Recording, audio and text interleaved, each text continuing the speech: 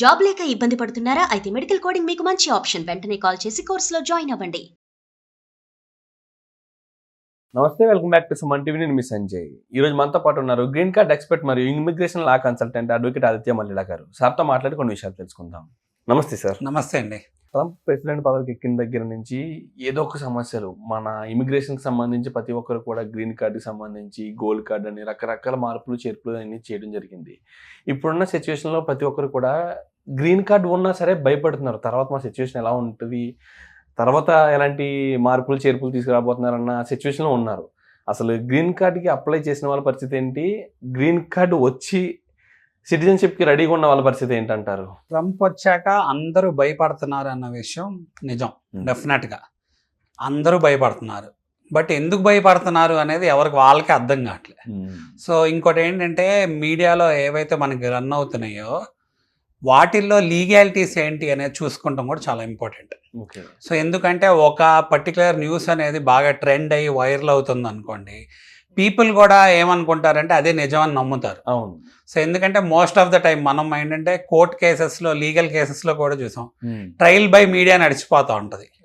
అంటే అక్కడ వేరే సిచ్యువేషన్ ఉంటుంది, ఫ్యాక్ట్స్ వేరే ఉంటాయి, మీడియాలో ప్రొజెక్ట్ అయ్యి హైప్ అయిన దాన్ని బేస్ చేసుకొని పీపుల్ అందరు ఏం బిలీవ్ చేస్తూ ఉంటారు, అక్కడ ఏదో నడిచిపోతుంది. అసలు ఎందుకు భయపడాలి? ఫస్ట్ థింగ్, అసలు మనం మాట్లాడుకుంటే మనం కాంట్రిబ్యూటర్స్, నిజంగా మనం మాట్లాడుకుంటే కాంట్రిబ్యూటర్స్ అంటే ఆ కంట్రీ యొక్క ఎకానమీకి మనం కాంట్రిబ్యూట్ చేస్తున్నాం. మరి మనం ఎందుకు అసలు భయపడాలి? ట్రంప్ వస్తే మనకేంటి భయం, ఎవరు వస్తే మనకేంటి భయం? ప్రతిదానికి ప్రొసీజర్స్ ఉంటాయి.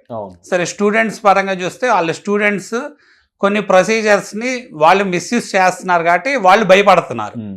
అలాగే ప్రొసీజర్స్ అనేవి ప్రతి దాంట్లో ఉంటాయి కదా, ప్రతి వీసాకి, ప్రతి ఫైలింగ్కి, నాన్ ఇమిగ్రెంట్ వీసాస్ అవనివ్వండి, ఇమిగ్రెంట్ వీసాస్ అవనివ్వండి, డెఫినెట్గా దాని ప్రొసీజర్స్ ఉంటాయి. ఏవైతే ప్రొసీజర్స్ని ఇంతకుముందు అబ్యూస్ చేశారో అవి అబ్యూస్మెంట్లో డిజిటలైజేషన్ పరంగా దొరకనంత వరకు ప్రీవియస్ రికార్డ్స్ ఏమి ఇబ్బంది ఉండవు. దొరికాక ఏమైంది, వాటి మీద ఫోకస్ చేసే అవకాశం ఉంటుంది. ఇప్పుడు ట్రంప్ ఎజెండా ఏంటి, ఆయన పవర్లోకి వచ్చిన ఎజెండా కూడా ఏవైతే ఇల్లీగల్ యాక్టివిటీస్ జరుగుతున్నాయో అవి, ఆ ఇల్లీగల్ ఇమిగ్రేషన్ అనే ఆస్పెక్ట్ అనేది, ఇమిగ్రేషన్ అనేది చాలా పెద్ద వాస్ట్ సబ్జెక్ట్. ఇల్లీగల్ ఇమిగ్రేషన్ అనే ఫోకస్ బేస్ చేసుకొని ఆయన ఆ ఎజెండాని బేస్ చేసుకొని పవర్లోకి వస్తాం జరిగింది. లాస్ట్ టైం కూడా అదే పవర్లోకి వచ్చాడు. బట్ ఏంటంటే వచ్చాక ఇప్పుడున్నంత అగ్రెసివ్గా అప్పుడు కూడా ఉన్నారు, కానీ ఇంత అగ్రెసివ్గా ఉన్నారా అంటే లేరు అప్పుడు.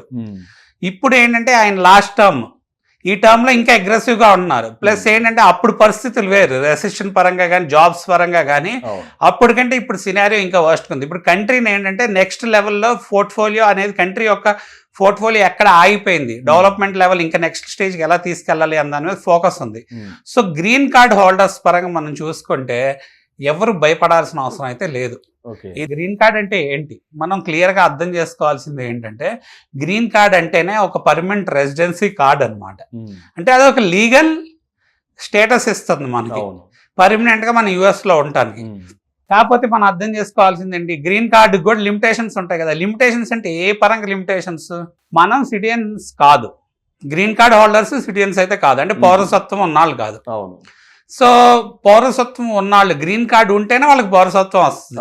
ఆబ్వియస్. అంటే ఎగ్జాక్ట్లీ ఇప్పుడు ఈ గ్రీన్ కార్డ్ హోల్డర్స్ కూడా ఏమన్నా ట్రంప్ మళ్ళీ మార్పులు చేర్పులు తీసుకొచ్చి సిటిజన్షిప్కి ఏమన్నా ఇబ్బంది అవుతుందేమో అని చెప్పి భయపడుతూ ఉన్నారు. కాదు అంటే ఆ నామ్స్ ఏంటంటారు? సో ఏం జరుగుతుంది అంటే, గ్రీన్ కార్డు హోల్డర్స్ కూడా గ్రీన్ కార్డ్ ఒక స్టేటస్ ని మిస్యూజ్ చేస్తున్నారు అనేది వాళ్ళు అక్కడ ఐడెంటిఫై చేస్తున్నారు.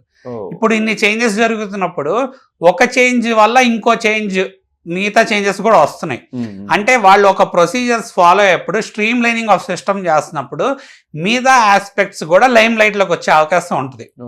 సో ఏమవుతుంది, గ్రీన్ కార్డ్ హోల్డర్స్ సిచ్యువేషన్లో ఇప్పుడు ఒక పర్టికులర్ కేసులో వెళ్ళి ఒక టెర్రరిజంకి రిలేటెడ్, లేకపోతే ఏంటంటే కంట్రీ యొక్క అగ్రెషన్ అంటే ఇంటర్నల్గా కానీ ఎక్స్టర్నల్గా కానీ అగ్రెషన్ రైజ్ చేసే ఆస్పెక్ట్లో ఒక గ్రీన్ కార్డ్ హోల్డర్ ఇన్వాల్వ్ అయ్యారు అనుకోండి, మరి వాళ్ళు దాన్ని లైట్గా తీసుకోరు కదా. ఎందుకంటే కంట్రీలో థ్రెట్ అనేది ఫామ్ అవుతుంది. అంటే నువ్వు కంట్రీని ఇన్ఫ్లుయెన్స్ చేస్తున్నావు, లేకపోతే ఇంపాక్ట్ చేస్తున్నావు. ఇప్పుడు గ్రీన్ కార్డ్ హోల్డర్ సిటిజన్గా మారినప్పుడు తనకి రైట్స్ ఉంటాయి.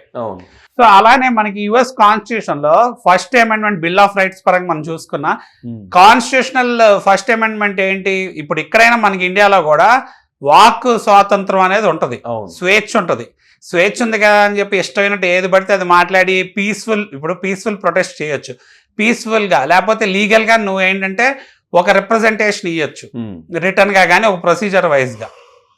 బట్ ఇల్లీగల్ ఆస్పెక్ట్స్ అంటే ఏంటంటే ఇప్పుడు టెర్రరిస్ట్ గ్రూప్స్ని లేకపోతే స్పాన్సర్డ్ గ్రూప్స్ని అలాంటి వాటిని బయట నుంచి ఎంకరేజ్ చేస్తున్నారన్న ఫీలింగ్లో అక్కడ డిటర్మైన్ అయింది అనుకోండి, వాళ్ళ కంట్రీ యొక్క ఇంపార్టెన్స్ అంటే ప్రొటెక్ట్ చేయాలి, కంట్రీని ప్రొటెక్ట్ చేయాలన్న ఉద్దేశంతో వాళ్ళ ఇంటర్నల్ సెక్యూరిటీ పరంగా వాళ్ళు ఈ డెసిషన్ తీసుకునే అవకాశం ఉంది.